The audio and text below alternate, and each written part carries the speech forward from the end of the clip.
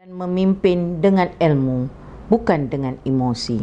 Berdedikasi, penyayang, cerdas, berintegriti, mudah didekati, prihatin, proaktif. Jadi kami memang tak dapat lah nak menyimpan rahsia ke apa ke. Kalau besok dia datang tu dia dah tahu apa yang berlaku. Tak payah cerita pada dia tahu apa yang berlaku. Itu yang kami pelik tu, daripada mana datang cerita tu.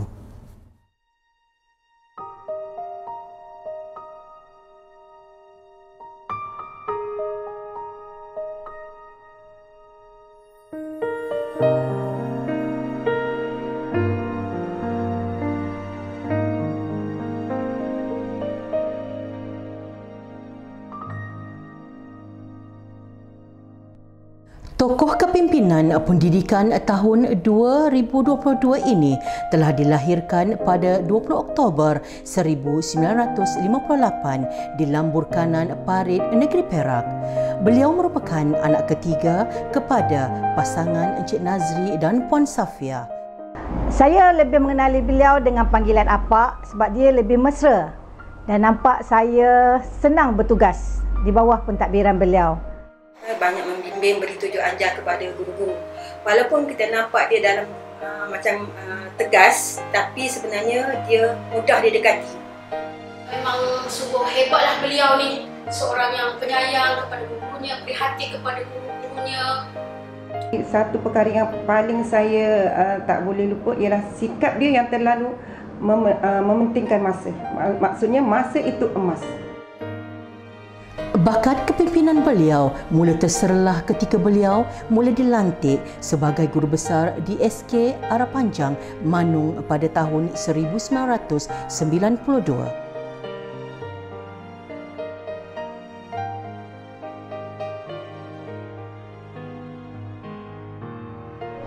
Pengalaman dengan beliau dalam MGB, sama ada dalam kursus ataupun lawatan, beliau ni memang orang yang happy, senang didampingi dan suka membantu rakan-rakan yang lain.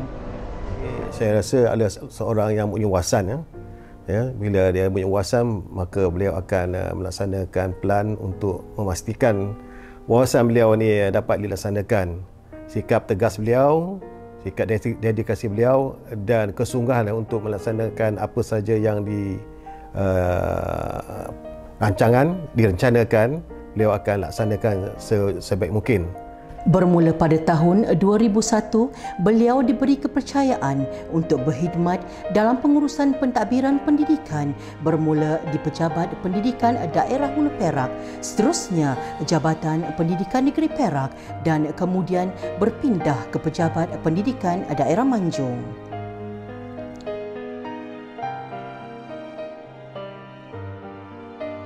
Beliau sangat tegas dalam melaksanakan apa-apa keputusan dalam kita punya perancangan.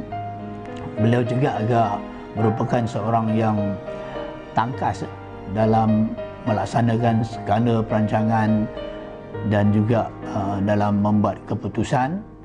Dan satu lagi, beliau sangat cerdas dalam menyelesaikan isu-isu permasalahan yang agak kritikal. Pada tahun 2008, berkat dedikasi dan komitmen yang jitu terhadap tugas, tokoh kepimpinan pendidikan ini telah dianugerahkan sebagai Guru Besar Cemerlang ketika berkhidmat di SK Methodist SCS Setiawan. Secara peribadi, saya mengenal beliau sejak tahun 2 di SK Sri Manjung. Sewaktu itu, apabila melihat kepribadian beliau, sangat tegas dan berdisiplin dalam menjalankan tugas sebagai seorang guru. Dan saya sehingga hari ini pun mengenali beliau dalam melakukan tugas-tugas bersama dengan beliau. Ada aktiviti sekolah dan sebagainya. Kita melihat cara beliau sangat profesional dalam menjalankan tugas dan sentiasa melakukan sehabis baik dalam sesuatu tugasan itu. Kemuncak kejayaan beliau sebagai seorang guru besar cemerlang ialah ketika beliau berkhidmat di Sekolah Kebangsaan Seri Samudra. Beliau telah mewujudkan satu budaya 8S yang menjadi amalan guru dan murid di sekolah itu.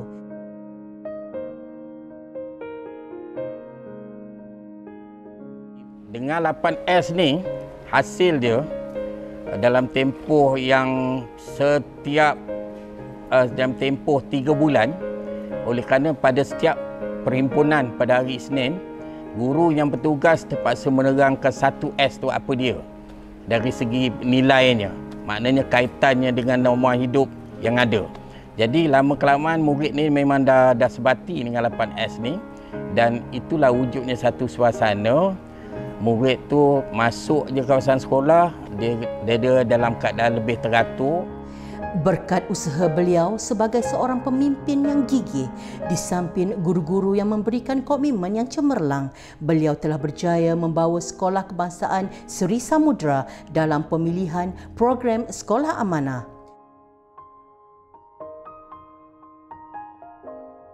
Kita jarang sekali mendengar tuition malam ni diadakan, tapi beliau telah mengambil tindakan untuk mengadakan tuition malam sebab pencapaian akademik murid-murid sekolah tersebut agak lemah. Alhamdulillah, pencapaian sekolah pun masa tu meningkatlah, sama ada dari segi akademik, kurikulum dan sebagainya. Itu cabaran yang saya dapat yang paling besar lah untuk sepanjang perkhidmatan saya.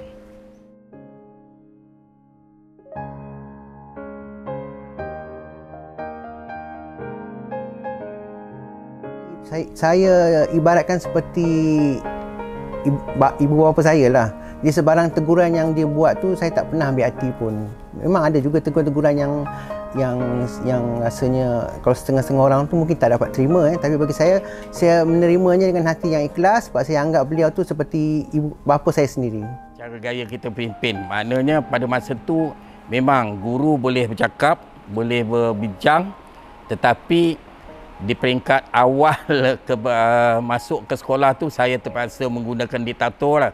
Maknanya 3 bulan. Memang diorang kena ikut cara cakap saya. Tujuannya adalah untuk menstabilkan keadaan. Lepas tu kita buka supaya diorang lebih selesa. Dan akhirnya kita capailah satu pencapaian yang baik. Ketokohan, karisma dan komitmen yang tinggi sepanjang perkhidmatan telah melayakkan beliau menerima pelbagai anugerah dan penghargaan. Antara anugerah tertinggi yang pernah diterima ialah Pingat Penghormatan Guru sempena perayaan Hari Guru peringkat Negeri Perak tahun 2009.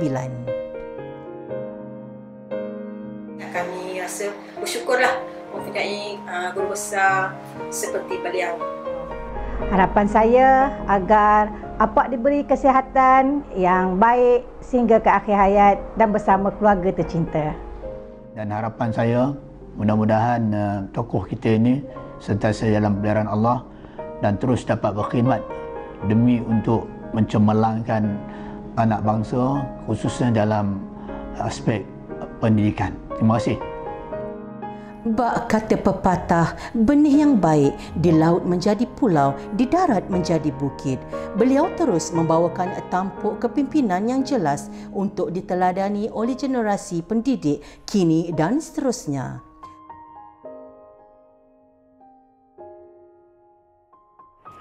Harapan saya kepada para pendidik adalah sentiasa mempertingkatkan keupayaan, pengetahuan dan kemahiran dari segi kepimpinan sebab ianya melibatkan dari segi pengurusan kelas, pengurusan PDP hinggalah memberi satu peluang kepada para pendidik untuk menjadi pentadbir yang baik.